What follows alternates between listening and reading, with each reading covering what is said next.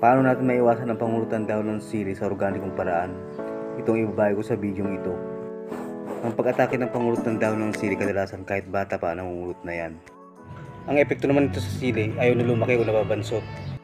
Kung mamulaklak man, pwedeng malaglag din. Kung maging bunga man yung bulaklak niya, pwedeng deform o maliliit. Ang dahilan po kasi ng pangulutan daw ng sili, yung tinatawag nilang leaf curl virus. Kapag naman umatake ang leaf curl virus sa panahon na namumunga yung daon ng sili, yung mga inabutan niyang bunga, magiging maayos naman ang paglaki nun. Pero yung mga susunod niyang mga dahon yung mangungulot na, saka yung mga bunga at bulaklak, pwedeng mabort o malaglag yung bulaklak. Kung magtuloy naman na bunga, pwedeng maliliit o baluktot yung mga bunga. Dahil nga ang pag-atake ng virus nito, kahit bata pa lang ang sili, umatake na. Kaya habang bata pa lang ang dahon ng sili, lagyan natin ng proteksyon laban sa leaf curl virus. Isa pa sa mga dahilan kung bakit nangungulot ang dahon ng sili dahil yan sa calcium deficiency. Kaya habang bata pa ang sili, maglagay tayo ng calcium na pataba. Yung mga organic fertilizer na mayayaman sa calcium. Bakit kailangan po natin ng calcium sa katawan ng sili? Ang ginagawa kasi ng calcium fertilizer sa katawan ng sili, pinapatibay yung cell wall niya. Dahil nga nagiging matibay yung cell wall ng sili, kaya hindi makapasok ngayon yung mga leaf curl virus. Kaya hindi na mangungulot yung dahon ng sili, kaya lalaki na yun ng malusog.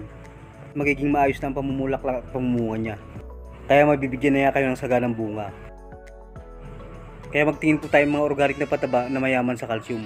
Isa na nga dito yung malunggay. Pwede natin itong gawing fertilizer bilang calcium na pataba dahil mayaman to sa calcium. Isa sa paraan para magamit natin ito bilang pataba, tagtarin natin ng dahon ng mga malunggay, saka natin ilagay sa puno ng batang sili. Pangsamantala magiging malting niya para hindi matuyo agad ang tubig. At habang natutuyo siya at nabubulok, nagiging pataba naman niya. Maliban pa sa paggamit ng malunggay, maaari din tayong gumamit ng cold liquid fertilizer o fish amino acid.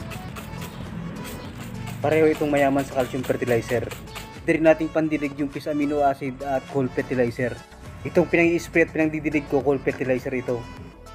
Kung gusto nyo matutunan yung paggawa ng cold fertilizer, ilalagay ko lang yung link sa description.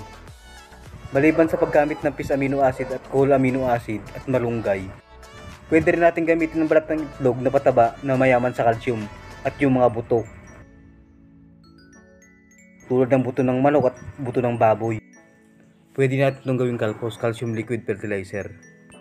Pwede itong i-spray sa sili at pangdilig.